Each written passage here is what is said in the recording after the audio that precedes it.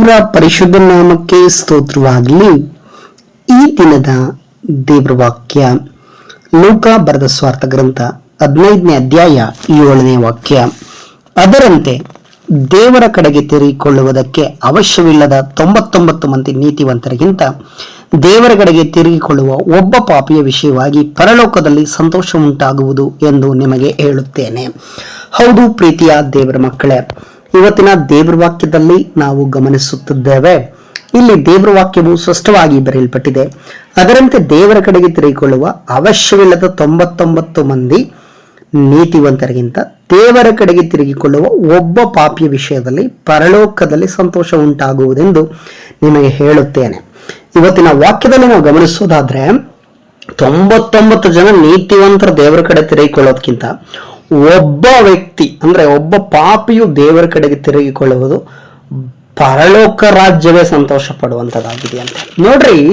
ಇದೇ ಲೂಕನು ಬರೆದ ಸ್ವಾರ್ಥ ಗ್ರಂಥದಲ್ಲಿ 15ನೇ ಅಧ್ಯಾಯದಲ್ಲಿ 10ನೇ ವಾಕ್ಯದಲ್ಲಿ ನೀವು ಗಮನಿಸೋದಾದ್ರೆ, ಅದರಂತೆ ಒಬ್ಬ ಪಾಪಿಯು ದೇವರ ಕಡೆಗೆ ತಿರುಗಿಕೊಳ್ಳುವ ವಿಷಯದಲ್ಲಿ ದೇವದೂತರ ಮುಂದೆ ಸಂತೋಷವಾಗುವುದೆಂದು ನಿಮಗೆ ಹೇಳುತ್ತೇನೆ. ನೋಡ್ರಿ, ದೇವದೂತರು ಸಂತೋಷ ಪಡ್ತಾರೆ. ಮೊದಲನೇದಾಗಿ ಪರಲೋಕ ರಾಜ್ಯ ಸಂತೋಷ ಪಡ್ತದೆ, ಎರಡನೇದಾಗಿ ದೇವದೂತರು ಸಂತೋಷ ಪಡ್ತಾರೆ. ನೋಡ್ರಿ, ಈ ಲೋಕದಲ್ಲಿ ಯಾವುದಕ್ಕೂ ಸಹ ಪರಲೋಕ ರಾಜ್ಯ ಸಂತೋಷ ಪಡುವುದಿಲ್ಲ. ಒಬ್ಬ ನೀತಿವಂತನಿಗೆ ಪರಲೋಕ ರಾಜ್ಯ ಸಂತೋಷ ಪಡೋದಿಲ್ಲ. ನೋಡ್ರಿ, ಒಬ್ಬ ನೀತಿವಂತನು ದೇವರ ಕಡೆ ತಿರುಗಿಕೊಳ್ಳುವಾಗ ಪರಲೋಕ ರಾಜ್ಯ ಸಂತೋಷ ಪಡಲ್ಲ. 100 ಜನ ಇದ್ದಾರೆ ಅಂತ ಇಟ್ಕೊಳ್ಳೋಣ. 100 ಜನದಲ್ಲಿ 99 ಜನ ನೀತಿವಂತರು, ಆದ್ರೆ ಒಬ್ಬನು ಮಾತ್ರ ಆತನು ಪಾಪಿಯಾಗಿದ್ದಾನೆ ಅಂತ ಇಟ್ಕೊಳ್ಳುವ.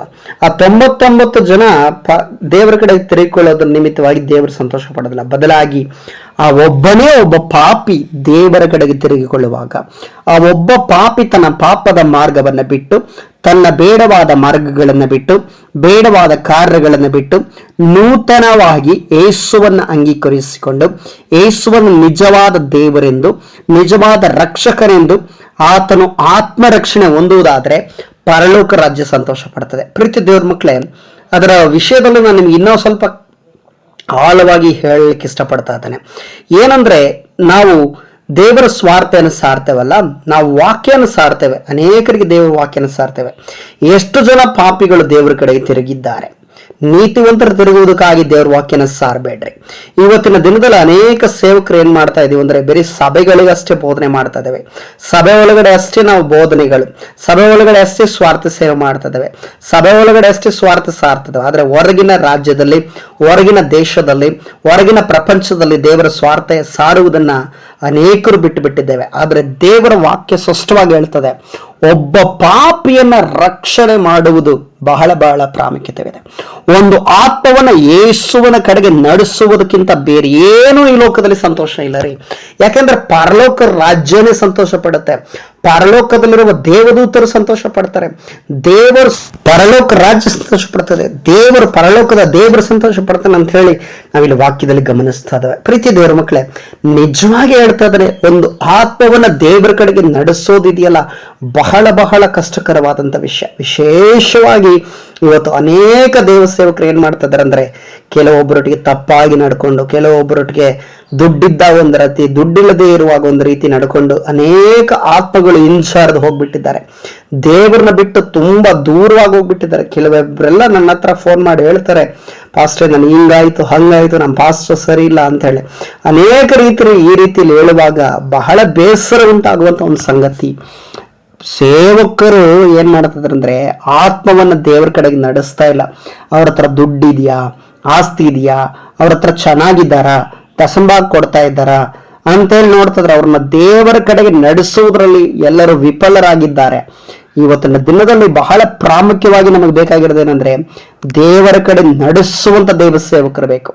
ಒಬ್ಬ ಪಾಪಿಯನ್ನ ಸನ್ಮಾರ್ಗದಲ್ಲಿ ಅಂದ್ರೆ ನೀತಿಯ ಮಾರ್ಗದಲ್ಲಿ, ಪರಿಶುದ್ಧವಾದ ಮಾರ್ಗದಲ್ಲಿ, ಒಳ್ಳೆಯ ಮಾರ್ಗದಲ್ಲಿ ನಡೆಸ್ಬೇಕು. ಯಾಕಂದ್ರೆ ಈ ಲೋಕದಲ್ಲಿ ಕೆಟ್ಟ ಮಾರ್ಗಗಳನ್ನ ಕಳಿಸ್ಕೊಡ್ಲಿಕ್ಕೆ ಅನೇಕರು ಸ್ನೇಹಿತರು ಸಿಗ್ತಾರೆ, ಕೆಟ್ಟದನ್ನ ಹೇಳ್ಕೊಡ್ಲಿಕ್ಕೆ ಅನೇಕರು ಸಿಗ್ತಾರೆ, ಆದ್ರೆ ಒಳ್ಳೆಯದನ್ನ ಟೀಚ್ ಮಾಡ್ಲಿಕ್ಕೆ ಯಾರು ಸಿಗೋದಿಲ್ಲ. ಅದಕ್ಕೆ ಒಬ್ಬ ಹಾಡುಗಾರ ನಾಡ್ತಾನೆ, ನನ್ನ ಒಳ್ಳೆ ಮಾರ್ಗದಲ್ಲಿ ನಡೆಸುವ ದೇವರೇ ನಿನಗೆ ಸ್ತೋತ್ರ, ನನ್ನ ಒಳ್ಳೆ ಮನುಷ್ಯನಾಗಿ ಮಾಡಿದ ದೇವರೇ ನಿನಗೆ ಸ್ತೋತ್ರ.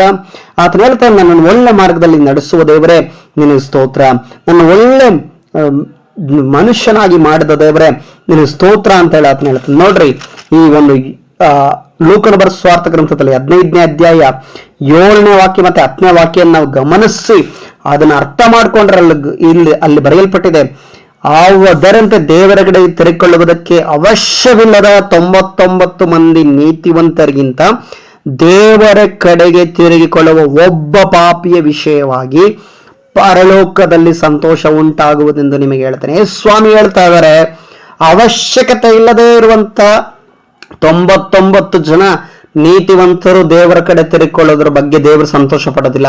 ಬಟ್ ಅವಶ್ಯವಿರುವಂತ ತುಂಬಾ ಪ್ರಾಮುಖ್ಯವಾಗಿರುವಂತ ಒಬ್ಬ ಪಾಪಿ, ಒಬ್ಬನೇ ಒಬ್ಬ ಪಾಪದಲ್ಲಿರುವಂತವನು, ಆತನು ದೇವರ ಕಡೆ ತಿರುಗಿಕೊಳ್ಳುವಾಗ ಪರಲೋಕ ರಾಜ್ಯ ಸಂತೋಷ ಪಡ್ತದೆ. ಯಾಕಂದ್ರೆ ಅಲ್ಲಿ ದೇವರ ವಾಕ್ಯದಲ್ಲಿ ನಾವು ಗಮನಿಸ್ತಾ ಇದ್ದಾವೆ, ಅದರಂತೆ ಒಬ್ಬ ಪಾಪಿಯು ದೇವರ ಕಡೆಗೆ ತಿರುಗಿಕೊಳ್ಳುವ ವಿಷಯದಲ್ಲಿ ದೇವದೂತರ ಮುಂದೆ ಸಂತೋಷವಾಗುವುದೆಂದು ನಿಮಗೆ ಹೇಳುತ್ತೇನೆ. ನೋಡ್ರಿ, ಒಬ್ಬ ಮನುಷ್ಯನನ್ನ ದೇವರ ಕಡೆಗೆ ನಾವು ನಡೆಸುವುದಾದ್ರೆ ದೇವರ ಮಾರ್ಗದಲ್ಲಿ, ಸತ್ಯ ಮಾರ್ಗದಲ್ಲಿ ನಡೆಸೋದಾದ್ರೆ, ಸತ್ಯನ ತಿಳಿಸಿ ಸತ್ಯದ ಮುಖಾಂತರ ಅವನು ಬಿಡುಗಡೆ ಹೊಂದಿಕೊಳ್ಳುವಾಗ, ರಕ್ಷಣೆ ಮಾರ್ಗದಲ್ಲಿ ನಾವು ನಡೆಸುವಾಗ ದೇವರ ಆತ್ಮನು ನನ್ನನ್ನ ನಿಮ್ಮನ್ನ ಉಪಯೋಗಿಸುವಂತ ರೀತಿಯಲ್ಲಿ ನಾವು ಬದುಕುತ್ತೇವೆ. ಈ ಲೋಕದಲ್ಲಿ ಬೇರೆ ಯಾವುದ್ರಲ್ಲೂ ನಮಗೆ ತೃಪ್ತಿ ಸಿಗೋದಿಲ್ಲ. ಒಂದು ಆತ್ಮವನ್ನ ದೇವರ ಕಡೆಗೆ ನಡೆಸೋದ್ರಲ್ಲಿ ಇರುವ ಸಂತೋಷ, ಒಂದು ಆತ್ಮವನ್ನ ದೇವರ ಕಡೆ ನಡೆಸೋದ್ರಲ್ಲಿ ಇರುವ ಆನಂದ, ಒಂದು ಆತ್ಮವನ್ನ ಪಾಪದ ಮಾರ್ಗದಿಂದ ದೇವರ ಮಾರ್ಗಕ್ಕೆ, ಸತ್ಯ ಮಾರ್ಗಕ್ಕೆ, ನಿಜವಾದ ಮಾರ್ಗಕ್ಕೆ, ಯೇಸುವೆ ಎಂಬ ಮಾರ್ಗಕ್ಕೆ ನಡೆಸೋದ್ರಲ್ಲಿರುವ ಸಂತೋಷ ಬೇರೆ ಯಾವುದ್ರಲ್ಲೂ ಇಲ್ಲ ಪ್ರಿಯರೇ. ಆದ್ರಿಂದ ಇವತ್ತಿನ ವಾಕ್ಯದೊಟ್ಟಿಗೆ ದೇವರು ನಿಮ್ಮೆಲ್ಲರನ್ನ ಸಹ ಆಶೀರ್ವಾದ ಮಾಡಲಿ. ಯೇಸು ಕ್ರಿಸ್ತನ ನಾಮದಲ್ಲಿ ಪ್ರಾರ್ಥಿಸೋಣ. ಸರ್ವಶಕ್ತನಾದ ದೇವರೇ, ಯೇಸು ಕ್ರಿಸ್ತನ ನಾಮದಲ್ಲಿ ಸ್ವಾಮಿ, ಒಂದಿನದಲ್ಲಿ ಕರ್ತನೆ ನಿನಗೆ ಸ್ತೋತ್ರ ಸಲ್ಲಿಸ್ತಾ ಇದ್ದೇವಪ್ಪ. ಒಂದಿನದಲ್ಲಿ ಕರ್ತನೆ ಲೂಕನ ಬರೆದ ಸ್ವಾರ್ಥ ಗ್ರಂಥದಲ್ಲಿ 15ನೇ ಅಧ್ಯಾಯ 7 ಮತ್ತು 9ನೇ 10ನೇ ವಾಕ್ಯದ ಮುಖಾಂತರ ಸ್ವಾಮಿ ನಮ್ಮೊಟ್ಟಿಗೆ ಸ್ವಾಮಿ ವಿಶೇಷವಾಗಿ ಒಂದು ಆತ್ಮವನ್ನ ದೇವರ ಮಾರ್ಗದಲ್ಲಿ, ರಕ್ಷಣೆ ಮಾರ್ಗದಲ್ಲಿ, ಅದು ಒಬ್ಬ ಪಾಪಿಯು ಕರ್ತನೆ ದೇವರ ಕಡೆಗೆ ತಿರುಗಿಕೊಳ್ಳುವುದರಲ್ಲಿ ಪರಲೋಕ ರಾಜ್ಯವು ದೇವದೂತರು ಸಂತೋಷ ಪಡುತ್ತದೆ ಎಂಬ ವಾಕ್ಯಗಳ ಮುಖಾಂತರ ನನ್ನೊಟ್ಟಿಗೂ ಈ ವಾಕ್ಯನ ಕೇಳುತ್ತಿರುವಂತಹ ಪ್ರತಿಯೊಬ್ಬ ದೇವರ ಮಕ್ಕಳೊಟ್ಟಿಗೂ ನೀನು ಮಾತನಾಡಿದ ದೈವಿಕ ಕೃಪೆಗಾಗಿ ನಿನಗೆ ಸ್ತೋತ್ರ ಮಹಿಮೆಯನ್ನು ಸಲ್ಲಿಸುತ್ತಾ ನಜರೇತಿನ ಯೇಸು ಕ್ರಿಸ್ತನ ನಾಮದಲ್ಲಿ ಪ್ರಾರ್ಥಿಸ್ತವ ತಂದೆಯ ದೇವರೇ. ಆಮೇನ್, ಆಮೇನ್, ಆಮೇನ್. ದೇವರು ನಿಮ್ಮನ್ನು ಆಶೀರ್ವದಿಸಲಿ.